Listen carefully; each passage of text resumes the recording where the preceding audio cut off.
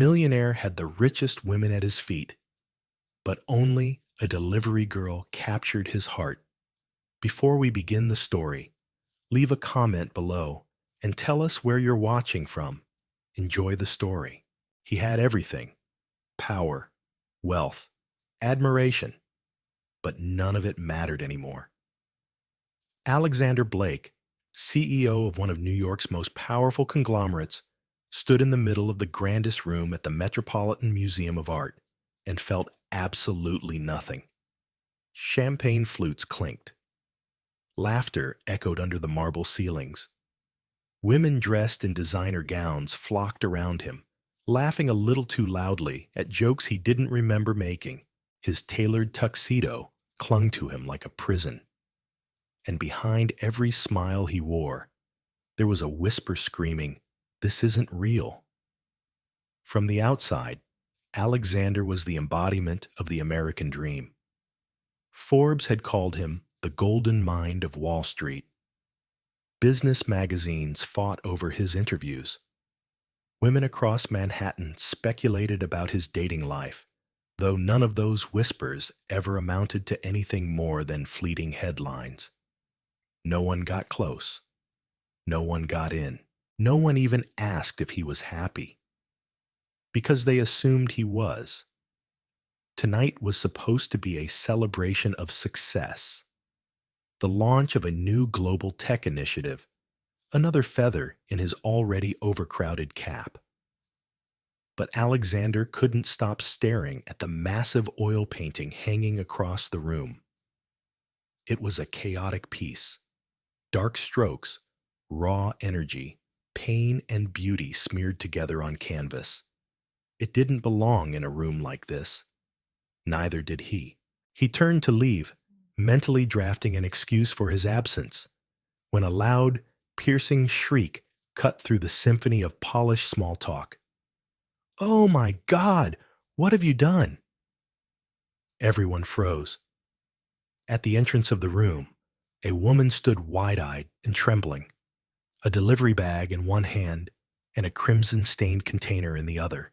Just inches from her, a world-renowned fashion designer, draped in what appeared to be a five-figure white suit, was now soaked in what looked like spicy tamarind soup. The contrast was almost artistic, the chaos beautifully absurd. Gasps filled the air. Phones were already raised. Whispers of, "Who is she?" darted across the room like arrows. Sofia Reyes had no idea this night would change her life. She had taken the job last minute. Someone had called in sick at the Filipino restaurant in Queens she worked for, and extra cash meant more medicine for her mother back home. The delivery address had glitched on the app, sending her to this upscale museum event. She didn't even realize it until she was inside, and someone had held the door open for her without question. She walked in, looking for a discreet exit, just as her elbow bumped into the tray balancing hot soup. It had exploded on him.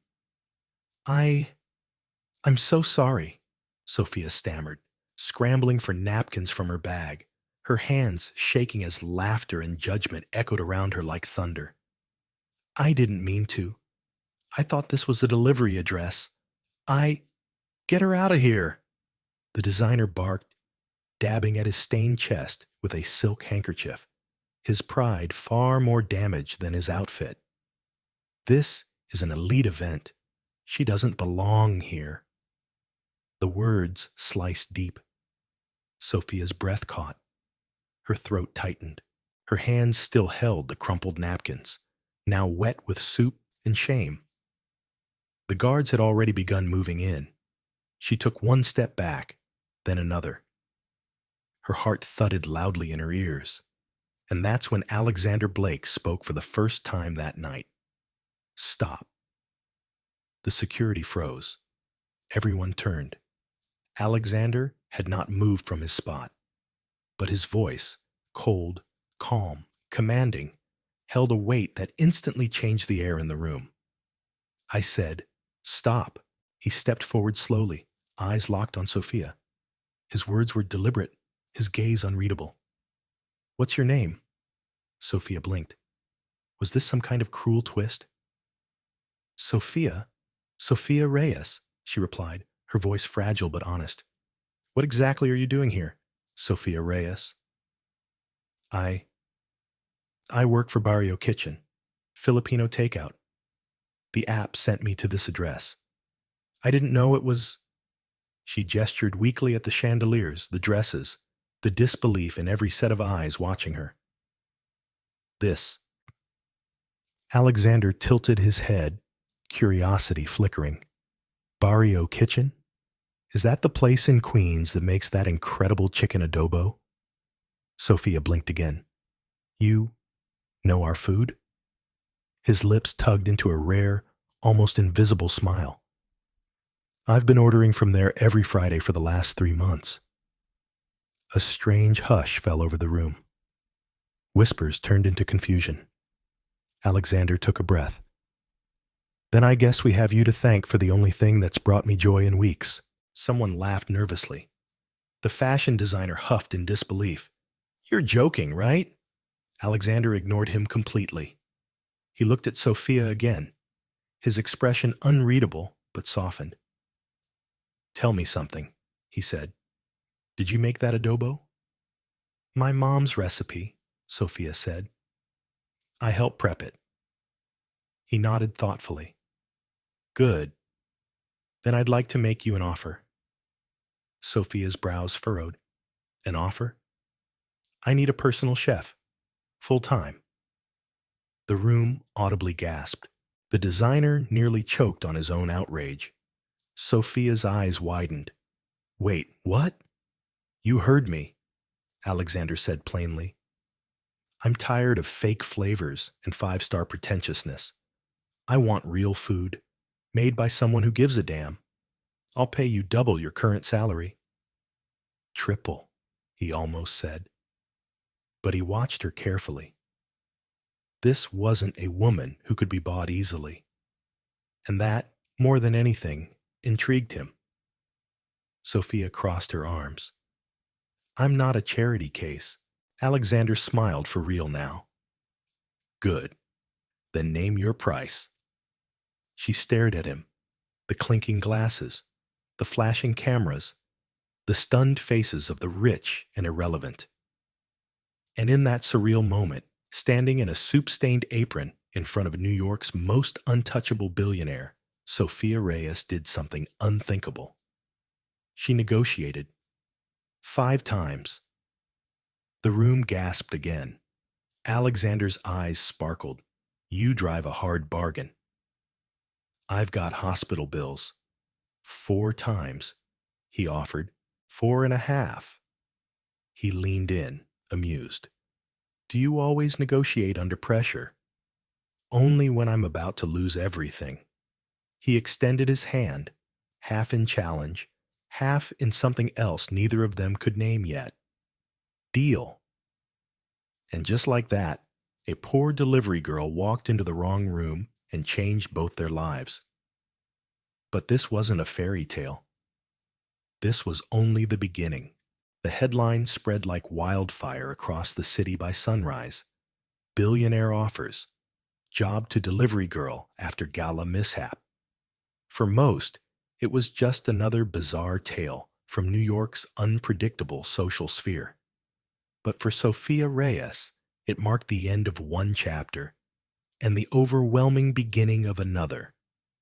She stared at the screen on her phone, her image frozen mid-apology, standing in the middle of the gala in her food-stained apron. The comments underneath ranged from amused to cruel. She must have planned it. Gold digger in disguise. This is what happens when you open the door to just anyone. Sofia didn't cry. She'd grown used to people assuming the worst. But the restaurant owner wasn't so forgiving. By noon, Sofia was fired. The manager mumbled something about reputation, said it was out of his hands, then handed her final paycheck in a blank envelope. She walked out with trembling hands and a quiet sense of defeat. Her mother's prescriptions were due by the end of the week. There was no backup plan. That night, Sofia sat by the window of their small second-floor apartment in Queens, watching the lights of the city blink in the distance like silent warnings. Her mother, unaware of the storm outside, dozed on the couch in a blanket, breathing softly. Sofia had spent years trying to protect her from the harshness of the world. Now it was slipping through the cracks. Her phone buzzed. Unknown number. She ignored it at first. Then it buzzed again and again. Finally, curiosity beat hesitation. Hello? Ms. Reyes, this is Alina Frost. I work for Mr. Alexander Blake. He would like to confirm your start time for tomorrow morning. Sofia's heart stopped. I never accepted the job. He assumed the handshake was your word. Sofia stood in silence. The memory of the moment flashed back. His gaze, the weight of the room, the strange sense of power in her refusal to be humiliated. I didn't mean for it to go that far. I understand, Alina said calmly, but the offer stands. If you'd like to decline, he's prepared to respect that. Sofia looked over at her mother sleeping, the stack of unpaid bills on the counter, the job she no longer had. What time? The next morning, Sofia arrived outside the Blake Tower, a 50-story skyscraper in Midtown Manhattan that looked like it belonged in a futuristic city. The security guard at the front desk stared at her delivery bag and worn sneakers, but said nothing as he scanned her ID. Alina met her in the lobby, a tall, sharply dressed woman with a clipboard and an air of effortless control. Come, she said with a nod. He's expecting you. They took a private elevator to the top floor. The space opened into a sprawling penthouse with glass walls, black marble flooring, and more silence than any home should ever have. Sofia could hear her own breath echoing. He's in the kitchen, Alina said, then disappeared into a hallway. Sofia walked toward the enormous chef's kitchen. Sleek, cold, professional. Alexander stood there, leaning against the counter, sleeves rolled up, sipping black coffee. He looked entirely at ease in a place that didn't seem to welcome ease. You came, he said simply. I almost didn't. He nodded. I expected that. I didn't sign anything. Your word seemed more valuable than a signature. Sofia swallowed. I'm not used to people taking my word for anything. That's unfortunate. She hesitated, still standing near the edge of the room. So, what exactly is this job? Alexander motioned to the counter. Cook for me, make whatever you like. Breakfast, lunch, dinner, nothing fancy. I just want real food, no truffle foam, no edible flowers. Sofia raised an eyebrow. And if I burn something, I'll fire you. She blinked. You're serious? Deadly. For a moment, she didn't know whether to laugh or run. But then she stepped forward, set her bag down, and pulled out a few ingredients she'd brought from home, just in case. I'll make garlic fried rice and eggs. Simple enough. Alexander nodded, watching her closely. Sofia got to work. The rhythm of chopping garlic, cracking eggs, and heating the pan settled her nerves. Her body knew this, even if her mind was still spinning. The scent of toasted rice and crispy egg whites began to fill the space. She could feel his eyes on her, but not with judgment. Something else. Curiosity, perhaps. He walked over and picked up a fork. May I? She nodded, heart pounding. He took a bite, chewed slowly, then looked at her. Well? She asked. He tilted his head. Better than most $300 brunches I've paid for. She smirked despite herself. That's not a high bar. It's a start. That day, Sofia cooked 3 meals. each one simple, but filled with memory. A chicken and papaya stew her mother made when she was a child. Fried plantains dusted in brown sugar. Each bite carried more than flavor. It carried survival. As she cleaned up after dinner, Alexander walked into the kitchen, loosened his tie, and leaned against the counter. "You're not what I expected." Sofia looked at him. "What did you expect?" He paused. "Someone trying to impress me." "I'm not here to impress anyone. I just need the money." "That's honest." "I don't know how to be anything else." He nodded. Then something softened in his eyes. "Do you miss it?" "Miss what?" "Your old job, the restaurant, deliveries." Sofia considered the question. "I miss the people. I miss moving. And I miss not being stared at like I'm a puzzle." He smiled faintly. "You are a puzzle. I'm not interested in being solved." Alexander laughed, quietly, unexpectedly. When Sofia left that night, the city felt different. Bigger, maybe. Or maybe she just saw it from a new height. The elevator doors closed, and she let out a breath she hadn't realized she was holding. She was in. But she had no idea what that truly meant yet. By the third week, Sofia Reyes had learned two important things about Alexander Blake.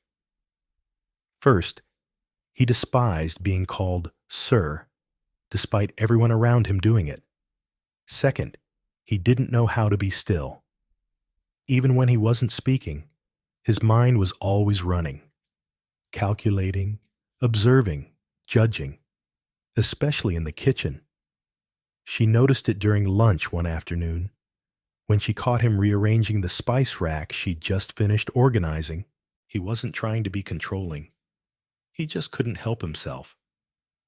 "That's not alphabetized," he muttered without looking at her. Sofia raised an eyebrow.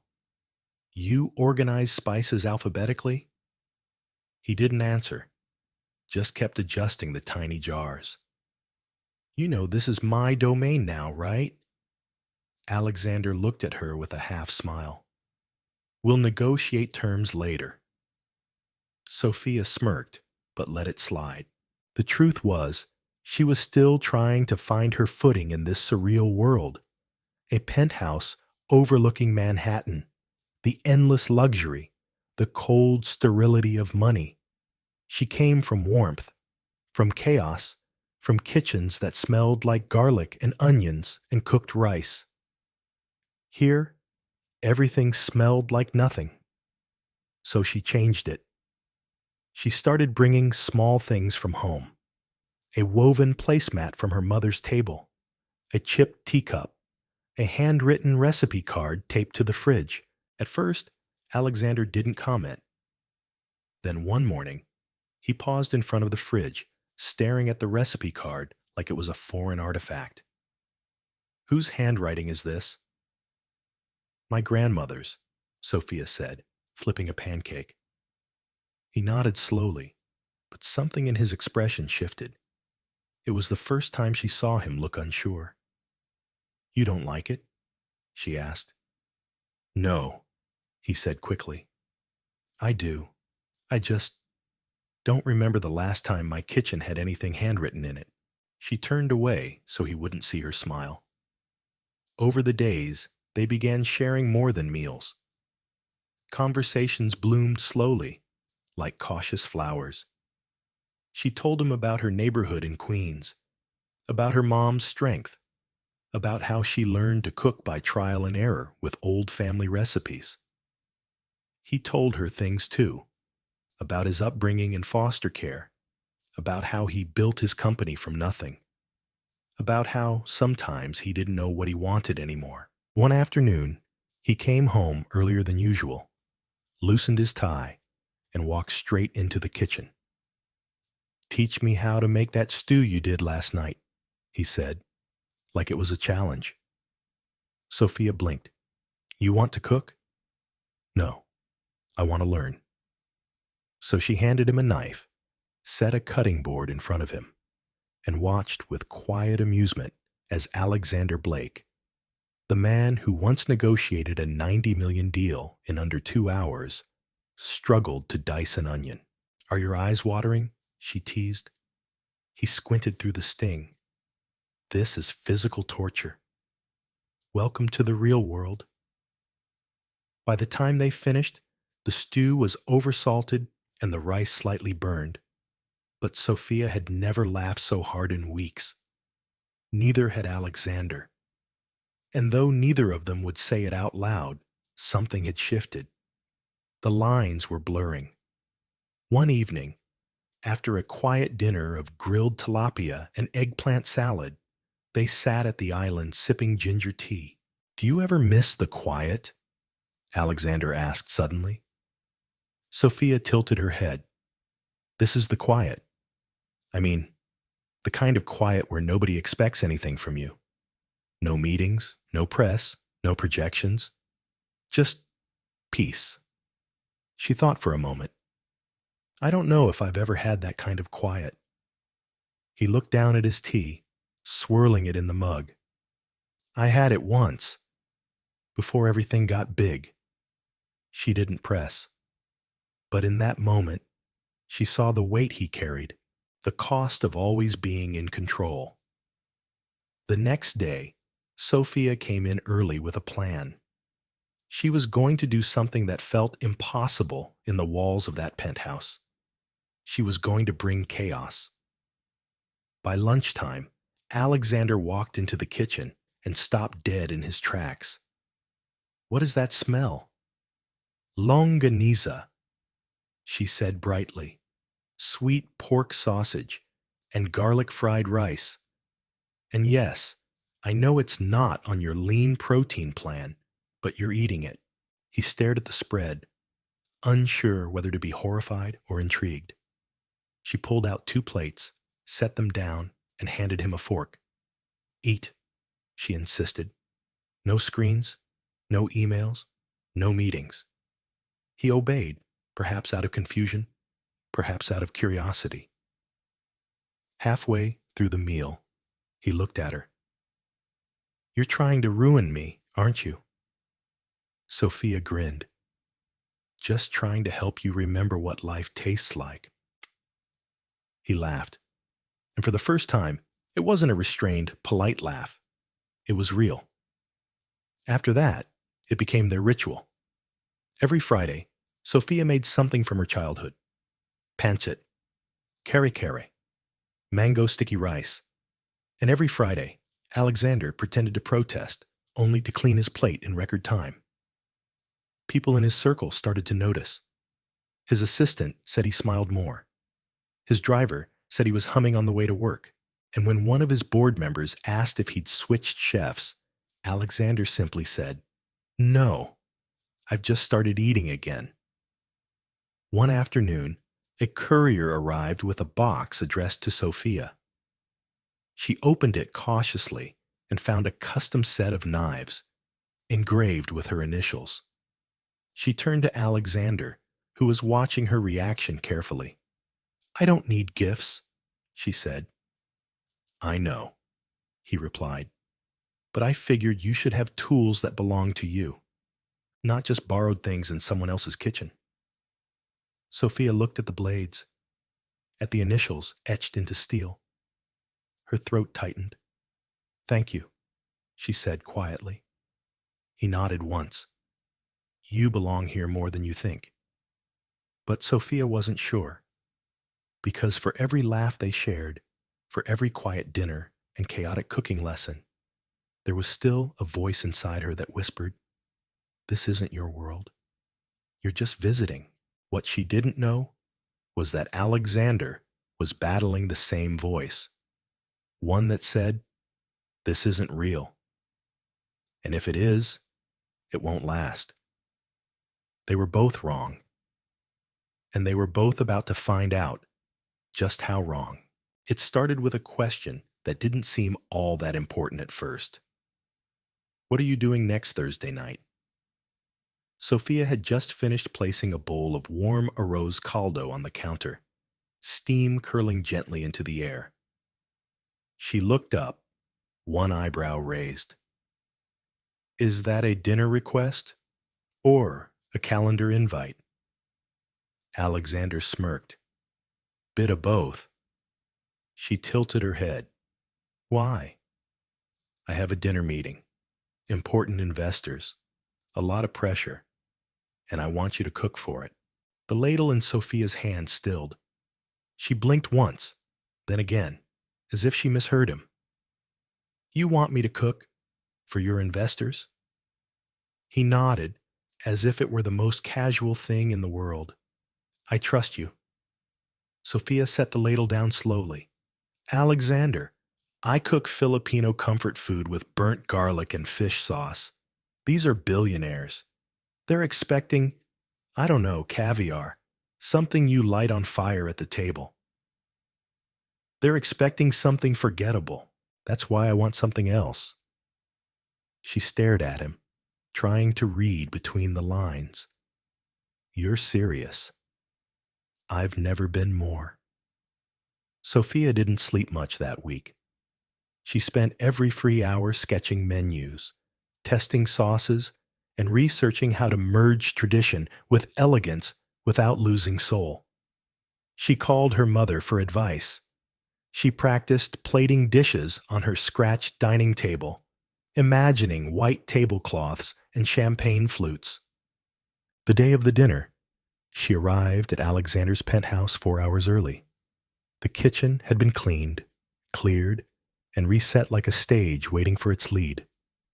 He popped his head in as she unpacked ingredients. You okay? No, she said, tying her apron tight. But I'll survive. Alexander smiled. That's all I ask. The guests began arriving just as Sofia started her final prep. The sound of polished shoes and expensive laughter drifted from the dining room. From the kitchen, Sofia peeked through the glass. 7 investors, all of them older, dressed in tailored suits with expressions that rarely softened. One of them, a stern man with white hair and an immaculately folded pocket square, sat at the head of the table like a judge waiting to deliver a sentence. Sofia's stomach twisted, but she focused on her hands. She began the meal with shrimp lumpia, served with sweet vinegar glaze. Crisp, delicate, precise. Then came garlic fried rice in individual bamboo bowls, paired with a slow-cooked oxtail kare kare with house-made peanut sauce. The third course was her grandmother's sinigang, sour tamarind broth, refined and plated like a work of art. The final dish was the one she feared most, pancit with calamansi and grilled prawns, twirled into golden spirals, garnished with edible flowers. When the waiters took the first plates out, Sofia pressed her hands together and whispered a prayer she hadn't said in years. Let them feel something. In the dining room, forks clinked. For a long moment, no one spoke. Then the older man at the head of the table set his fork down and leaned back. This, he said slowly, is surprising. A ripple of agreement passed through the table. Another investor nodded. I've never had food like this. It's bold, one said. It's humble, said another. And it doesn't try to be something it's not. Alexander glanced through the glass into the kitchen. Sofia stood frozen, her hands pressed to her chest. When their eyes met, he gave her a single nod. You did it. Later, after the final dessert, oob flan with coconut cream was cleared, Alexander thanked his guests and walked them to the elevator. The older man stopped just before leaving. Mr. Blake, he said, whoever made that meal, don't lose them. Alexander smiled faintly. I won't. When the doors closed, he turned back and walked to the kitchen. Sofia was wiping down the counter, her hands trembling just enough to betray her nerves. He stood there, silent, watching her. "Well?" she asked, without looking up. "You exceeded every expectation." She exhaled, dropping the rag into the sink. "I was sure I was going to faint when they got to the soup." "You didn't. You owned it." Sofia leaned against the counter, suddenly exhausted. "I've never cooked for anyone who wore a watch that cost more than my apartment lease." Alexander chuckled. They were speechless. They were skeptical. And now they're interested. She looked at him. "So what now? I go back to frying rice while you go sign deals in Tokyo." His gaze didn't waver. "I think you know that's not what this is anymore." Sofia felt her heart beat faster. She turned away, busying herself with stacking bowls. But Alexander stepped forward, closing the space between them. "Something happened tonight," he said. "Yes," she replied, not facing him. "I cooked." "That's not what I mean." She didn't answer. She couldn't. He didn't push it. Instead, he placed a box on the counter next to her. She opened it carefully. Inside was a chef's coat, tailored, crisp, and embroidered with her name. Sofia Reyes, executive chef. She looked at the words as if they belonged to someone else. "I want more people to taste what I tasted tonight," Alexander said. "Not in this kitchen. Somewhere real. Somewhere people line up not for show, but for warmth. For soul." Sofia blinked. "What are you saying?" "I'm saying, let's build a restaurant. Yours, ours." The room seemed to tilt. She stared at him, speechless. "You'd give me that much trust?" she whispered. He nodded. "You've already earned it." The emotion that rose in her chest was sharp and unfamiliar.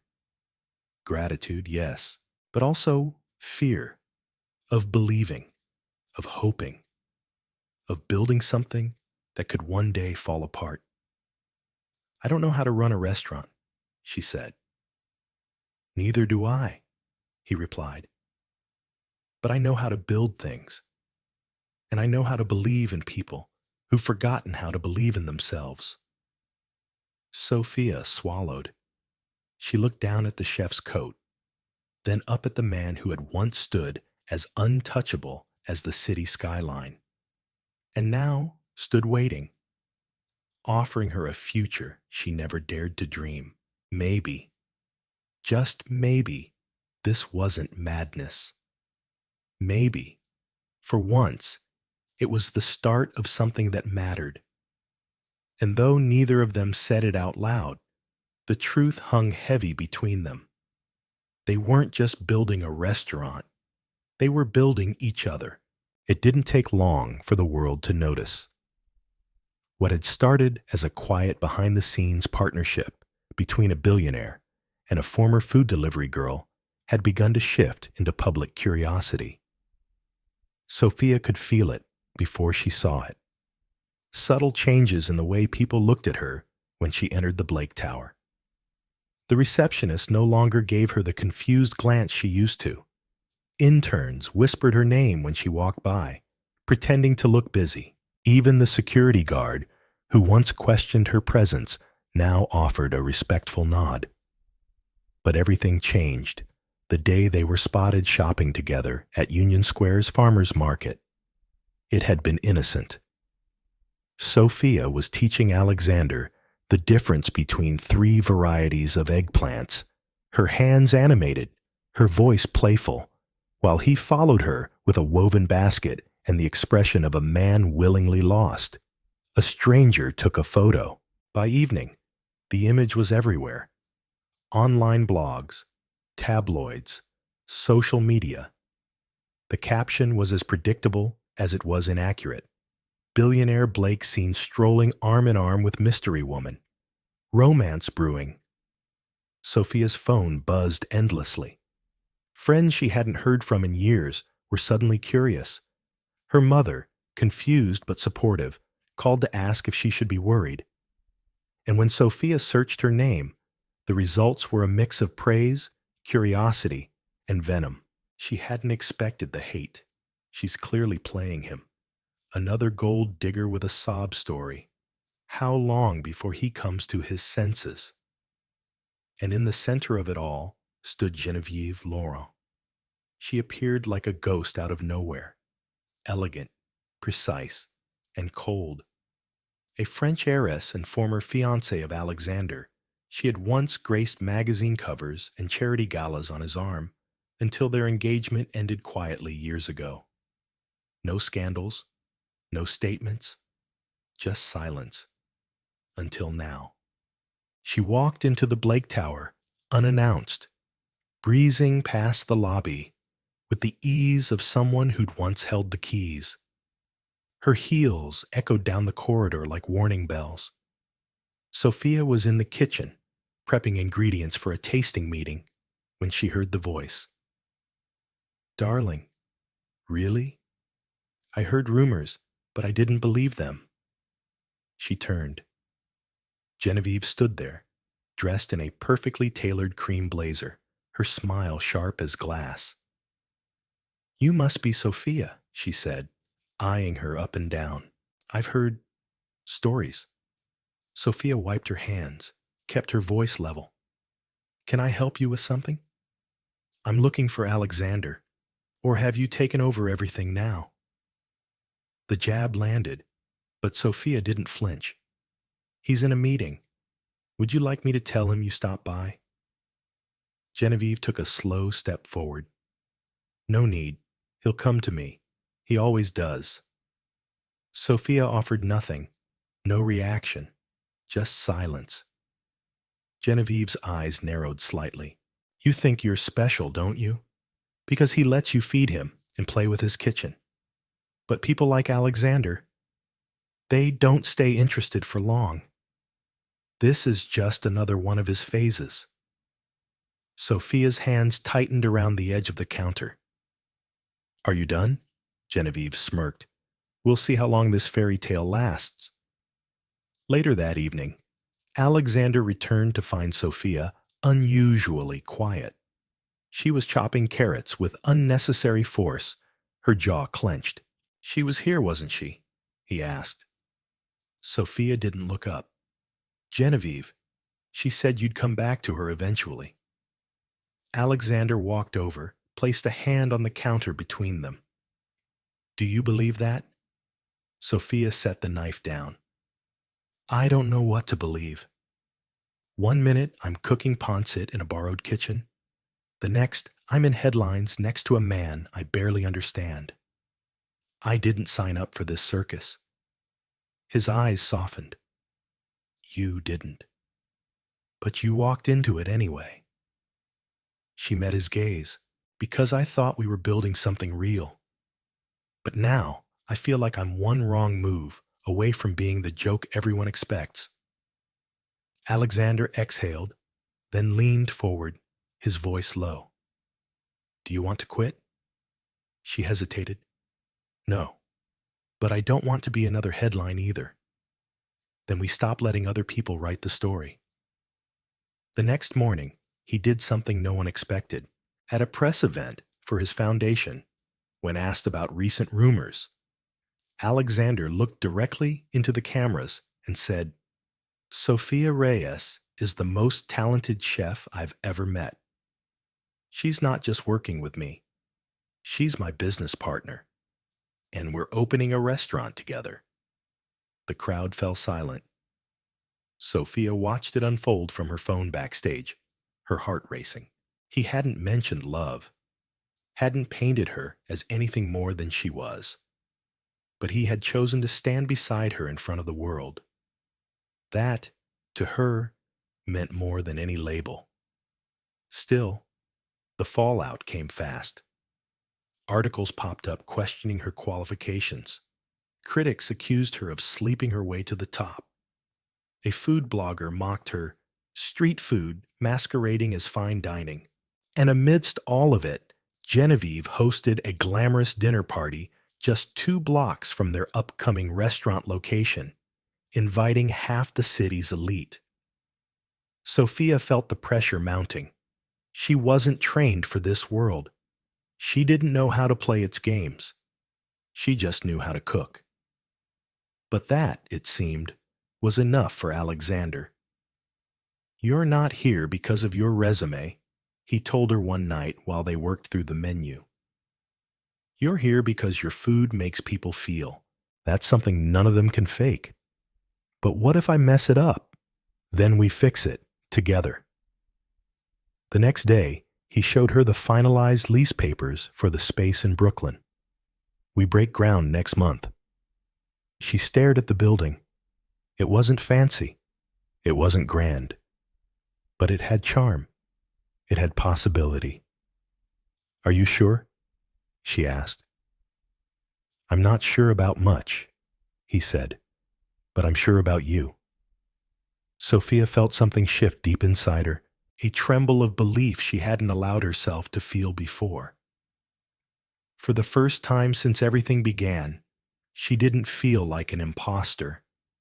She felt like a woman with purpose, and no matter how many whispers surrounded her name, she was ready to build something louder, something stronger. Because now, it wasn't just about cooking. It was about claiming her place in a world that never expected her to rise. The building in Brooklyn stood like a blank page. Weathered brick, narrow windows, and the faint scent of possibility lingering in the air. Sofia walked through the empty space with her hands in her pockets, the echo of her footsteps chasing her through the quiet. Alexander followed close behind, arms crossed, his expression thoughtful, but energized. "This is it," he said simply. "This is where it begins." Sofia turned in a slow circle, imagining tables filled with people, laughter rising with the scent of adobo and roasted garlic, the sound of clinking glasses, and someone humming near the kitchen door. She could see it. She could feel it. And she was terrified. "You really think we can turn this into a restaurant?" she asked. "I know we can." "You say that like money solves everything." He smiled. "It doesn't, but belief helps." They sat down on an overturned crate near the back wall, the only furniture in the place. Blueprints lay between them, and 2 cups of lukewarm coffee steamed in their hands. Sofia pointed to the proposed layout. "This kitchen needs to feel like home. Open flame, cast iron pans, nothing polished and fake. I want people to smell the food the moment they walk in." Alexander nodded. "And the dining area?" "Long tables," she said, warming up to her vision. "Something communal, where strangers can become neighbors." He scribbled notes as she spoke. "What about the name?" She hesitated, then said softly, "Lutong Puso." It means heart cooked in Tagalog. Alexander looked up. Perfect. But perfect didn't come easy. The next few weeks tested them in ways they hadn't prepared for. Contractors fell behind. Permits were delayed. Sofia's concept for rustic design clashed with Alexander's ideas about branding. "You want a logo with a spoon and fork shaped like skyscrapers?" she asked one day, eyebrows raised. "This isn't a tech startup. It's about visibility," he argued. "Modern look, timeless feel. You can't wrap soul in a font." They went back and forth, sometimes laughing, sometimes snapping, but always returning to the table with new ideas. Through every argument and late-night revision, they grew, not just as partners, but as people who were learning to build something meaningful together. Still, Alexander struggled to shake his old instincts. He met with PR firms. He discussed launch events, brand endorsements, celebrity tastings. But Sofia pulled him back every time. I don't want influencers who don't understand our food, she said. I want the women from my neighborhood, the ones who kept me fed when we had nothing. I want this place to feel like them. And then she added, I want to hire from my community. Alexander paused. You want to bring your people in? I want to give them more than paychecks. I want them to feel proud. He considered her words. Then we do it your way. They began scouting talent not from resumes, but from word of mouth. Sofia visited homes, churches, small corner bakeries in Queens and Brooklyn, asking questions, watching hands that had spent decades kneading dough and slicing vegetables with precision and love. She met Maria, a widowed mother of 3, who could roll lumpia faster than anyone Sofia had ever seen. Ramon, a retired line cook who used to feed an entire church with just 2 pots and a sense of timing sharper than any clock. Even Sofia's own high school friend, Anna, joined to run the front of house. Equal parts charm and hustle. Within weeks they had a team, not polished, not trained by institutions, but passionate, authentic, ready. Alexander watched this unfold with a kind of quiet awe. He was used to hiring based on LinkedIn profiles and Ivy League references. This trust in intuition and heart was new to him. One night, as they sat reviewing menus over takeout in the half-finished dining room, he asked, Are you sure they'll handle it? Sofia looked at him. They've handled more in life than a dinner rush. He leaned back, taking her in, not just the woman who had stumbled into his life with a plastic bag full of tamarind soup, but the woman who had taught him that success wasn't just about numbers. It was about impact. And impact, he realized, wasn't always loud. Sometimes it was quiet and steady, like the way Sofia built community one conversation at a time. Still, not everyone was ready to see her shine. Genevieve hadn't been quiet since the press conference. Her influence in the industry, her charm, her connections, she wielded them like a weapon. Rumors circled that she was planning a rival pop-up just weeks before their opening, a way to steal attention and perhaps to sabotage. Sofia saw the headlines. She didn't flinch. We don't fight fire with gossip, she told Alexander. We fight it by feeding people. But Alexander wasn't so calm. He scheduled private security for opening night. He instructed his legal team to prepare for any sudden lawsuits. Sofia laughed at his paranoia. I grew up in a neighborhood where we settled disputes over hot tea and long talks, she told him. And I grew up in boardrooms where we settled them with iron contracts and non-compete clauses, he replied. They were different. They always would be. But they were beginning to trust the space between them. Trust that love could exist not because they were the same, but because they chose to stand beside each other in their difference.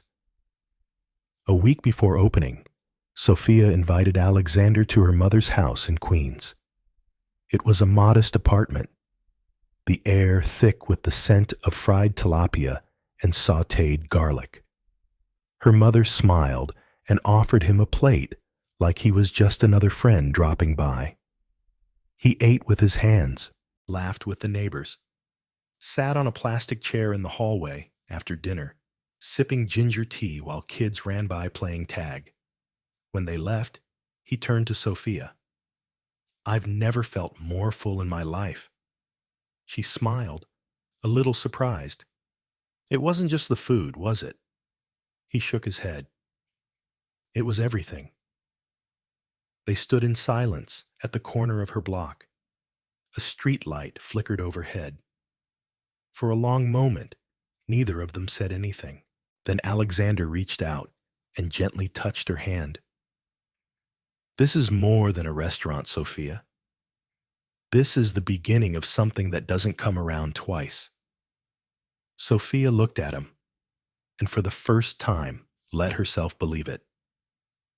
And so, as the paint dried and the last light bulbs were screwed in, a quiet sense of readiness filled the air. They had built something from the ground up, not just a restaurant, but a bridge between worlds. And it was almost time to open the doors. Opening night arrived like a storm. From the early morning hours, the team at Lutong Puso moved through the space with a mixture of excitement and nerves. The smell of garlic and lemongrass hung thick in the air, blending with the faint scent of fresh paint and new beginnings. Sofia stood in the center of the kitchen, apron tied tightly, her hands trembling as she checked and rechecked every dish. She had barely slept the night before, replaying the menu in her head until the sky turned light. This was it. Months of building, planning, and second-guessing came down to one night. One chance to prove that food from her childhood could hold its own in the heart of Brooklyn. Outside, a line had already begun to form down the block. Locals, food critics, influencers, and curious passers-by stood together, craning their necks to see through the tall windows. Journalists arrived early, some already filming the crowd, and inside, Alexander moved through the dining room with calm precision, checking lights, speaking with servers, straightening table settings like a man trying to silence his own storm. At 5:55 p.m., the power flickered. Sofia looked up from the stove just as the lights dimmed, then brightened again, only to vanish completely. What just happened? Someone called from the dining room. In the kitchen, chaos erupted. "The main panel's down," one of the staff yelled. "I think something overloaded." Sofia stood frozen for a moment, heart pounding in her ears. The ovens shut off. The refrigerators hummed to a stop. The room was suddenly thick with panic. Alexander appeared a minute later, flashlight in hand, face tense. "It's the grid. Half the block's out. We've called emergency maintenance." "Half the block?" Sofia repeated, her voice low. "This can't be happening. We'll fix it. It's opening night." "I know." She closed her eyes, took a breath, and tried to calm the rising wave of dread. But the scent of uncooked meat and cooling pans around her told her the truth. If they didn't act quickly, the night would be over before it even began. "Gas is still working," said Ramon, standing by the backup stove in the prep area. "And the grill's on a separate line." Sofia looked at the tiny backup burner, then at the line of tickets already waiting to be fired.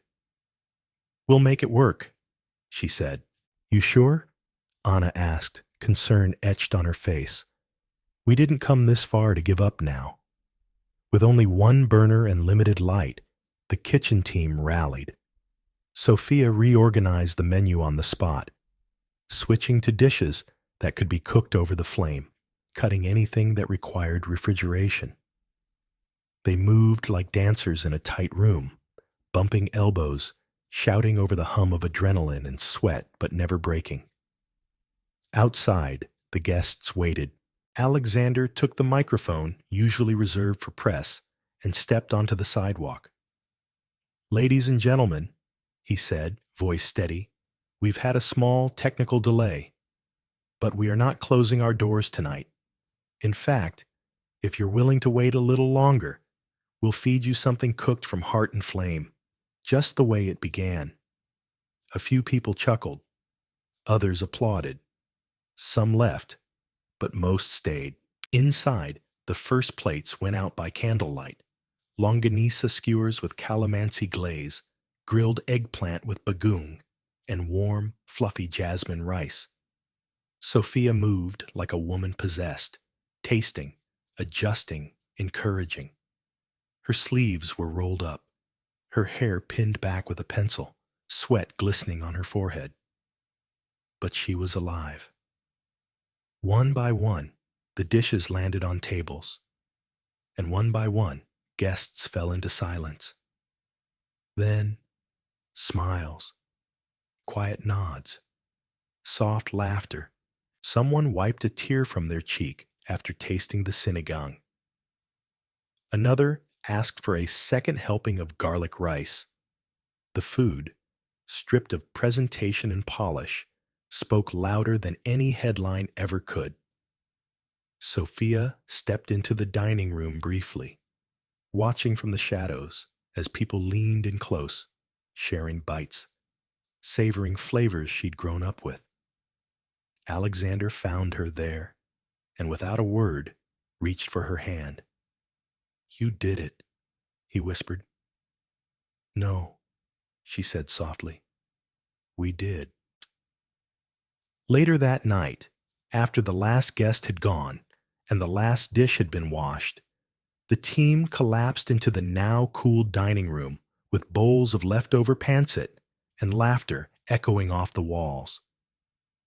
Alexander sat beside Sofia, his shirt sleeves rolled up, a smear of sauce on his collar. He looked around the space, now alive with joy, with family, with something no designer could replicate. "This," he said, "is exactly what I hoped it would be." Sofia looked at him, her voice quieter now. "I didn't think I'd survive tonight." "You didn't just survive. You conquered." Outside, the city carried on. Cars passing, sirens in the distance, the rhythm of New York steady and unmoved. But inside that small restaurant on a corner in Brooklyn, something extraordinary had taken root. A dream, yes. But more than that, a home. As the team slowly gathered their things and filtered out into the night, Sofia lingered by the doorway, hand resting on the wood frame. She looked back one last time before switching off the emergency lantern. In the silence, she felt it settle in her chest. Not just pride, not just exhaustion, but purpose. Tomorrow, the world would talk, critics would write, blogs would speculate. But tonight, Lutong Puso had opened its doors, and Sofia Reyes had opened her heart. The days that followed the opening were a blur of movement, noise, and praise. Lines formed down the block before noon. Food critics who had once rolled their eyes at the idea of Filipino comfort food were now writing 5-star reviews. Social media exploded with photos of purple yam desserts and garlic rice served on banana leaves. Sofia's name was suddenly everywhere. Her story retold through headlines and morning shows. From delivery girl to culinary star. But with every glowing post came the quiet anxiety that Sofia kept hidden. She still woke up each morning, waiting for the other shoe to drop. In the quiet hours, before the first shift began, she found herself standing alone in the kitchen, palms pressed to the cool countertop, grounding herself. She wasn't used to being seen. Not like this. Alexander, on the other hand, had never looked more at home. He moved through the restaurant with ease, speaking with guests, chatting with suppliers, managing investors. But even he began to sense the shift in Sofia's energy. She smiled, she laughed, but something was pulling back.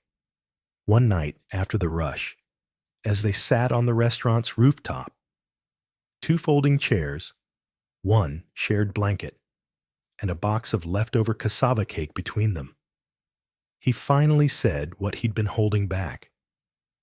"You've been quiet lately," he said. "I've been tired," she answered, avoiding his eyes. "That's not all of it." Sofia kept her gaze on the skyline. "This whole thing, it's moving so fast. I feel like I'm standing in the middle of a highway hoping I don't get hit. You're not going to get hit. You don't know that. Alexander leaned forward. Then talk to me. What are you afraid of? She took a breath, holding it for a beat before letting it go. That none of this is real. That one day, someone's going to walk through the door and remind me I don't belong here. That I was just a phase, a good PR story. That once the excitement fades, I'll be the girl who flew too close to the sun. He didn't speak for a long time. When he finally did, his voice was low. Do you think that's who I am? Someone who lifts people up just to watch them fall?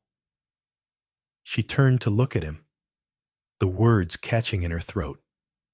I don't know, she said. I want to believe, but believing, it's risky. It costs. Alexander reached for her hand, and this time, she didn't pull away. I didn't build this place without you. I wouldn't want it without you. And if I have to spend the rest of my life proving that to you, I will. For a moment, there was only wind between them. Then she whispered, I don't want you to spend your life proving anything.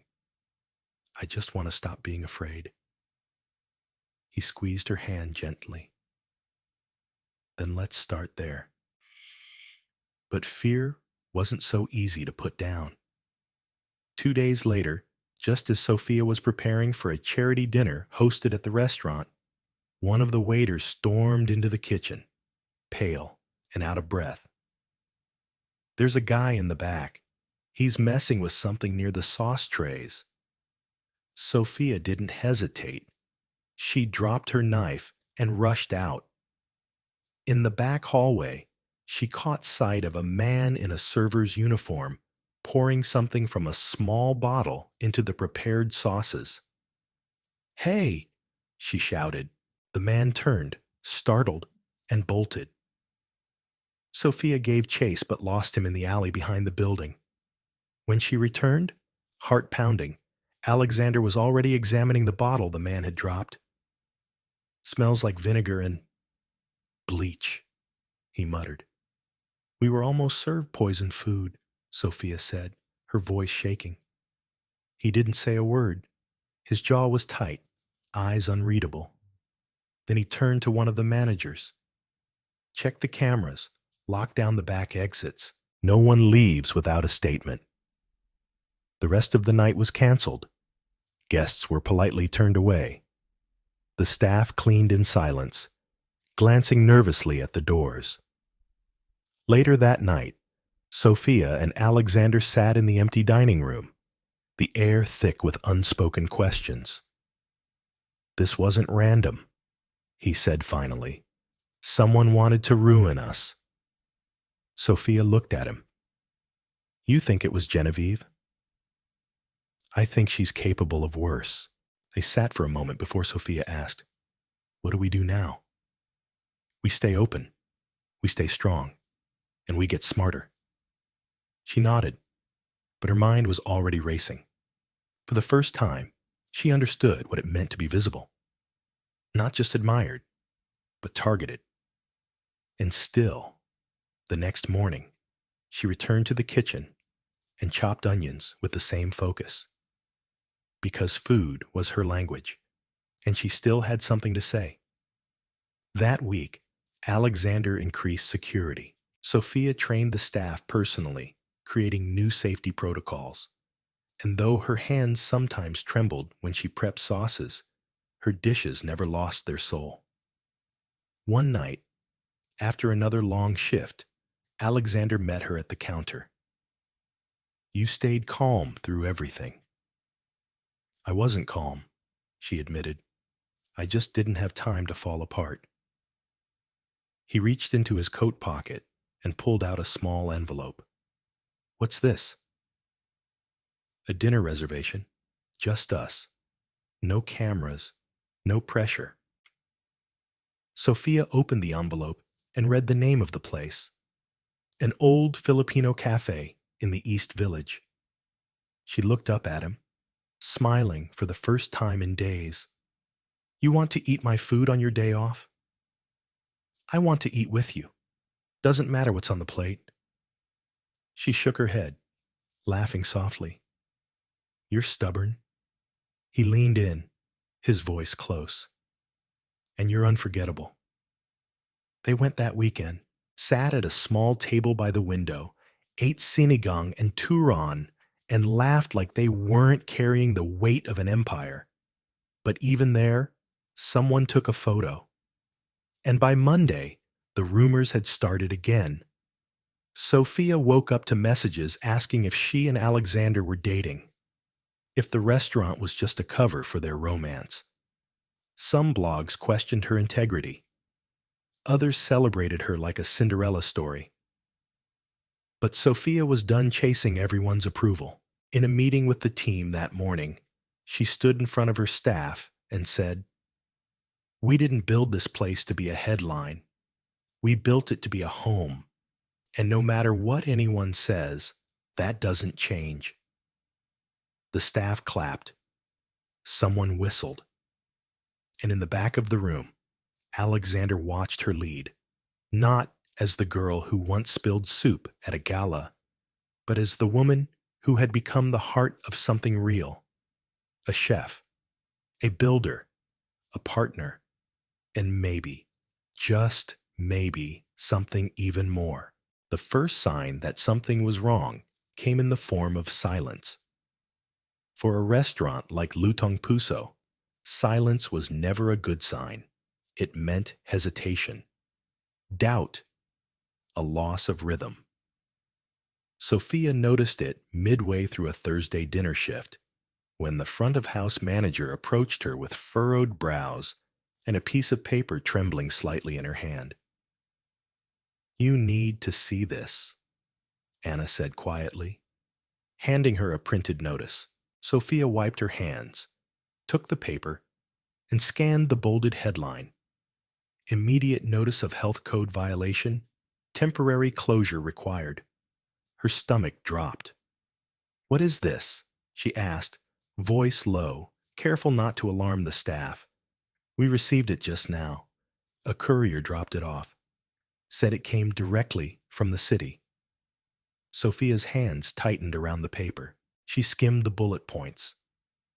Unsanitary conditions, failure to comply with food safety standards, evidence of pest infestation. All lies. None of it matched the strict system she had implemented. Every morning, they cleaned top to bottom. Every ingredient was sourced fresh. They kept records, protocols, logs. This couldn't be real. Alexander arrived 15 minutes later. He read the notice with a tense jaw, then looked at Sofia. "They're accusing us of harboring roaches. We don't even leave scraps in the trash overnight," she whispered. "They're trying to shut us down." The staff had begun to notice the energy shift, and word spread quickly. A few guests who caught wind of the situation stood up from their tables. Phones came out. Someone started filming. Within an hour, a new headline appeared online. Lutong Puso, shut down over health code violations. Cinderella story in question. Sofia stood in the middle of the kitchen as if she'd fallen through a trapdoor. The space that once felt like a living part of her now felt foreign, violated. Alexander placed a hand on her shoulder. "We'll fight this." She turned to him. "They won't care. They don't want the truth. They want a spectacle." "Well, they picked the wrong story to ruin," he said firmly. The next morning, they went straight to the city's health department. The official behind the desk didn't flinch as he handed over a folder of evidence, grainy photos of expired meat, a staged image of a cockroach in the pantry, documents marked with irregularities Sofia knew were forged.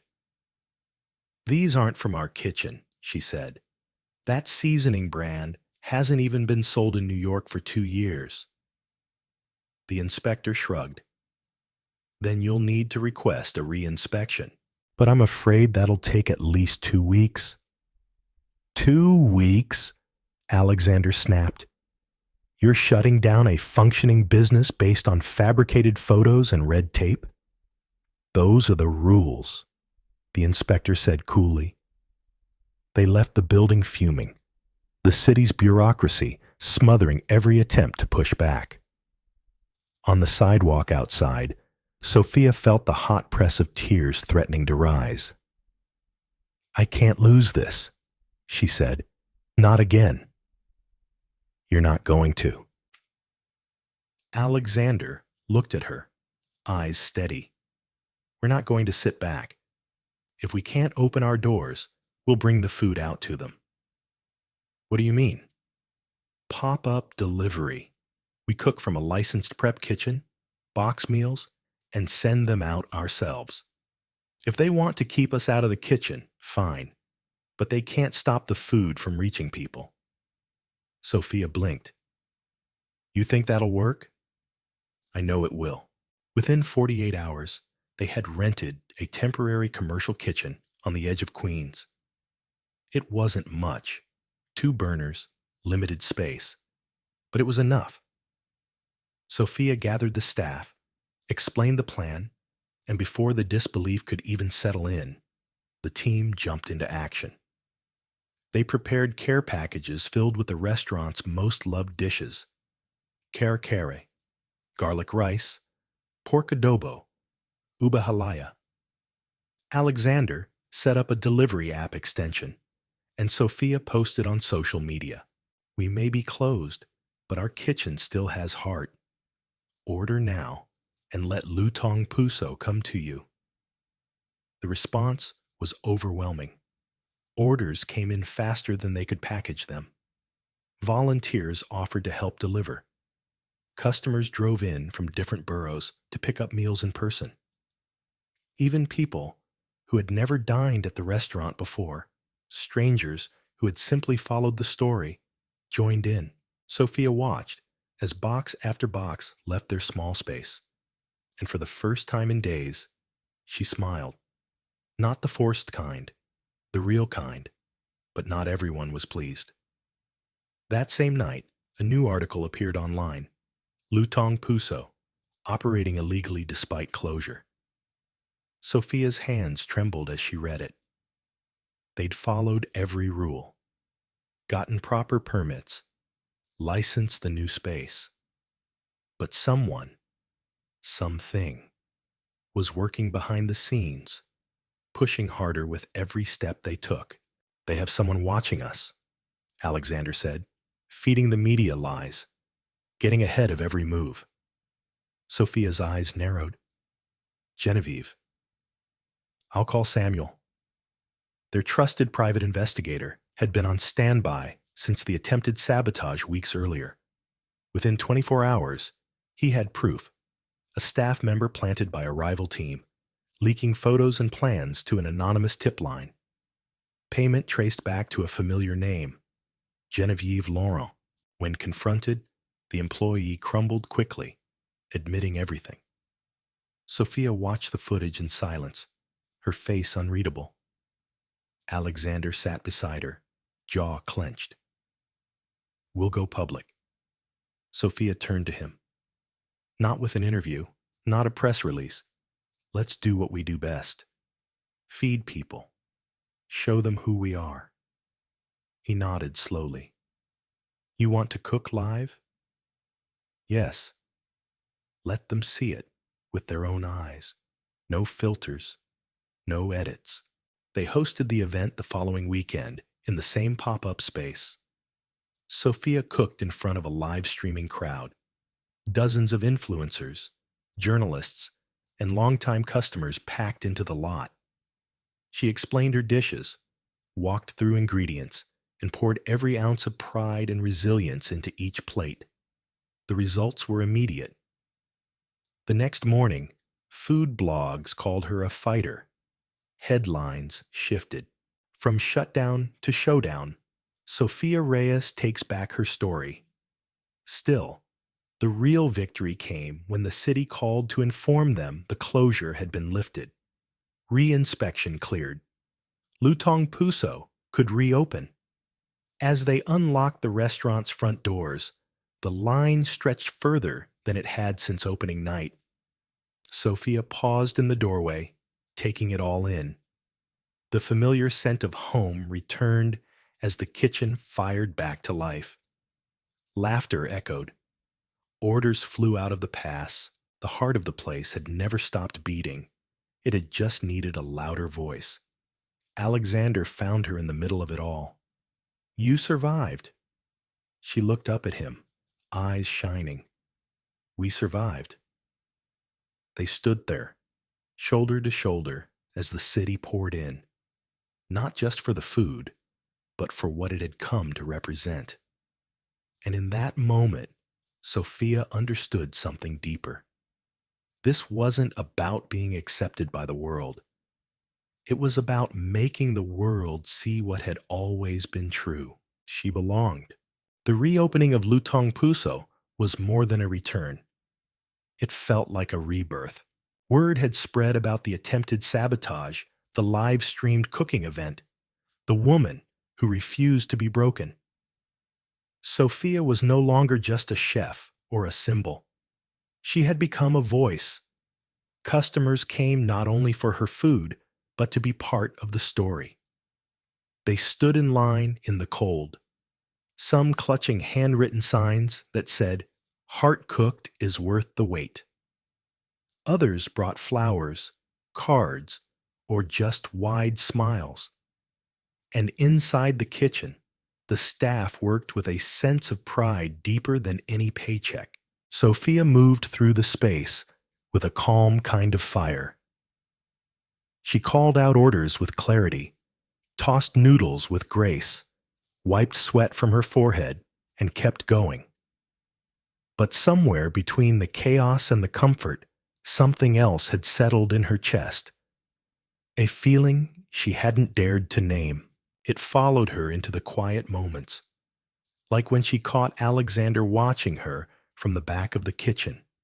His tie loosened, his arms folded, wearing that look he never wore with anyone else. It was softer, warmer, patient. One night, after closing, they sat across from each other in the now empty dining room, the hum of the fridge the only sound between them. "Do you remember the first time we met?" he asked. She laughed. "You mean the night I ruined a $12,000 suit with tamarind soup?" "I wasn't talking about the soup." She looked at him, curious. "I remember thinking, she's not afraid to look people in the eye, even when they're laughing at her. That kind of strength, it's rare." Sofia smiled, but looked away. "I wasn't strong. I was humiliated. I just didn't want to cry in front of them." He leaned forward. "Then maybe strength is just choosing not to fall apart, even when you have every reason to." She felt her throat tighten. "Why are you saying all this now?" "Because I need to ask you something." Her heart skipped. Alexander reached into his pocket and pulled out a small, square box. No preamble, no performance. "I know your life wasn't supposed to look like this," he said, "and maybe neither was mine. But I've spent months watching you fight for every inch of this dream, and I realized I don't want to build anything else without you." He opened the box slowly, revealing a ring that was simple, elegant, and real, just like her. "Will you marry me?" Sofia stared at him, breath caught somewhere between shock and wonder. For a long second, she didn't answer. The room was so quiet, she could hear the ticking of the clock above the espresso machine. Then, with a breath that felt like it had been waiting forever to be released, she whispered, "Yes." He smiled. She laughed, half in disbelief, half in joy, and let him pull her into his arms. There were no fireworks, no applause, no spotlight, just two people, holding each other in a restaurant they built from scratch. wrapped in the scent of garlic and ginger and possibility. The wedding was unlike anything high society expected. It took place not in a cathedral or ballroom, but in the garden behind Sofia's childhood apartment building in Queens. String lights hung between laundry poles. Long tables were covered in mismatched tablecloths. Her mother cooked half the dishes. Neighbors brought lumpia and rice cakes on borrowed platters. Children ran between chairs barefoot, and someone's uncle played old love songs on a scratched guitar. Sofia wore a dress her friends helped sew by hand, delicate, floral, and lined with meaning. Her hair was pinned with sampaguita flowers.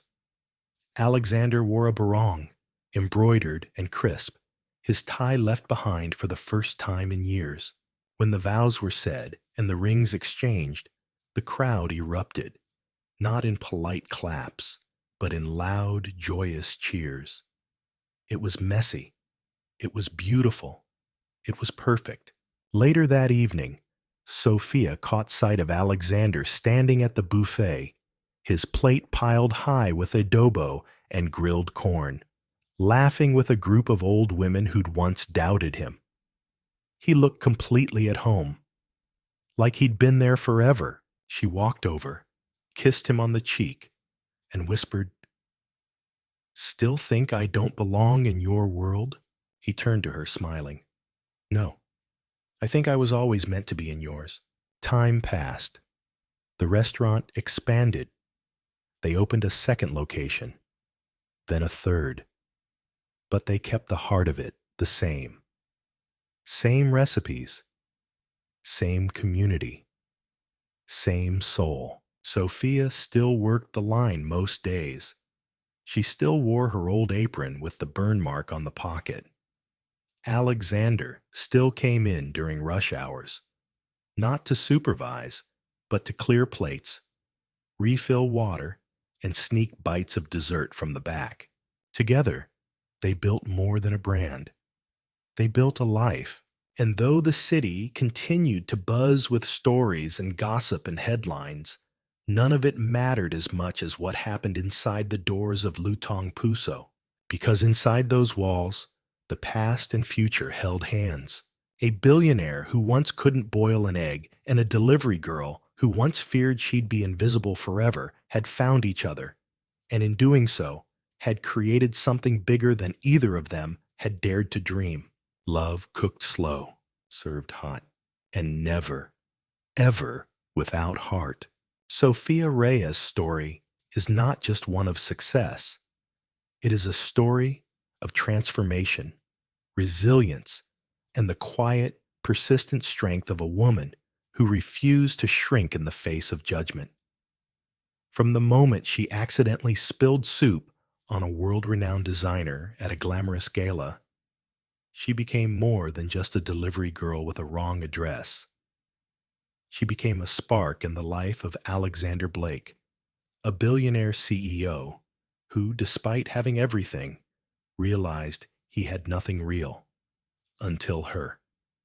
What began as a spontaneous job offer turned into something neither of them could predict. Through trial and error, through late nights in the kitchen and whispers in the dining room, through moments of fear and flashes of hope, Sofia and Alexander built a restaurant from the ground up, not just with money or ambition, but with soul. Lutong Puso became a symbol, not of luxury, not of power, but of heart, of culture, of authenticity. Their journey was not smooth, from media scrutiny and sabotage to self-doubt and public judgment. They faced opposition at every turn. But rather than run, Sofia stood taller. Rather than hide, she let her food speak. And through it all, Alexander stood beside her, not as a savior, but as an equal, a partner, a believer. Together, they did more than build a business. They built a life. And in doing so, They reminded us that love doesn't always arrive in grand gestures. Sometimes it sneaks in through a kitchen door, covered in the scent of garlic and a story waiting to be told. At its heart, this story teaches us that our beginnings do not define our destiny. Sophia didn't have wealth, connections, or a polished resume. What she had was passion, grit, and a refusal to let the world tell her who she could be. In a world obsessed with status, she remained grounded in her roots, her values, and her voice. And Alexander, he teaches us that it's never too late to unlearn, to listen, to change. That even those at the top still have room to grow when they open their hearts to something and someone real. No matter where you come from, what people expect of you, or what mistakes you've made, your story still matters. Lean into what makes you different. Use your voice, your culture, your truth as your strength. You don't need approval from the world to start building something meaningful. What you need is the courage to show up, the heart to stay honest, and the willingness to take one step, just one, toward your dream. Let Sophia's story be your reminder. It's okay if you don't have it all figured out. You don't need to be perfect. You just need to begin. If this story moved you, inspired you, or made you believe even just a little more in the power of love, hard work, and second chances, please subscribe to the channel. Your support gives us the energy to create more heartfelt stories like this one. Don't forget to hit the notification bell so you never miss what comes next. Until then, keep believing in the power of your own story.